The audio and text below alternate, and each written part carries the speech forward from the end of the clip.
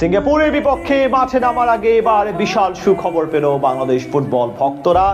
গোটা দক্ষিণ এশিয়ার সবচেয়ে বড় ইতিহাসের সাক্ষী হতে চলেছে টিম টাইগার্স, যার মাধ্যমে যুক্ত হবে দেশের ফুটবল অঙ্গনের নতুন জাগরণ। হামজার পর এবার আরো একবার বড় নিউজ তৈরি হবে আগামী ম্যাচকে ঘিরে।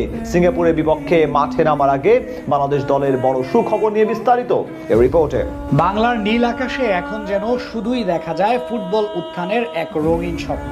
চারদিকে হইচই, আবারও সেই 90 দশকের ঐতিহ্য ফিরে আসছে দেশের ফুটবল মহলে।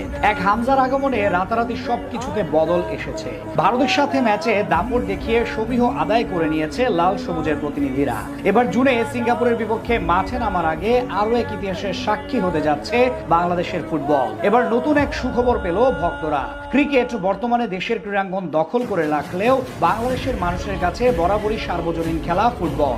এদেশের খেটে খাওয়া মানুষ থেকে শুরু করে অট্টালিকার চাদরে ঘেরা শহরের এয়ার কন্ডিশনের ঠান্ডা বাতাসে বসে থাকা অফিসার, সবার কাছে ফুটবল এক আবেগের নাম। তাই তো এই জাগরণে সামিল হতে আগ্রহী সকলে। জুনে সিঙ্গাপুরের বিপক্ষে ঘরের মাঠে অভিষেক হবে দক্ষিণ এশিয়ার সবচেয়ে দামি খেলোয়াড় হামজা দেওয়ান চৌধুরী। যদিও ইতোমধ্যে লাল সবুজের জার্সি পরে একটি ম্যাচ খেলে ফেলেছেন তিনি, আর সেই ম্যাচের পূর্বে আরো এক তারকাকে নিয়ে সুখবর পেল ভক্তরা। হামজার আগমনের পর উল্লেখযোগ্য হারে প্রবাসী ফুটবলারদের মাঝে আগ্রহ বেড়েছে বাংলাদেশকে প্রতিনিধিত্ব করার। সেই তালিকার সবচেয়ে বড় নাম সামিত শো। কানাডার জাতীয় দলের হয়ে দুটি আন্তর্জাতিক ম্যাচ খেলার অভিজ্ঞতাও রয়েছে তার, যারা কিনা বাংলাদেশের চেয়ে র্যাঙ্কিং এ প্রায় 150 ধাপ এগিয়ে। এছাড়া কানাডার শীর্ষ লিগে খেলেন এই ফুটবলার। তার সংযোজন নিয়ে দীর্ঘদিন ধরে স্বপ্ন দেখছে এদেশের ভক্তরা। গেল মাসেই বাংলাদেশের হয়ে খেলার গ্রিন সিগন্যাল দিয়েছিলেন তিনি। এবার সেই সম্ভাবনা আরো এক ধাপ এগিয়ে গেল।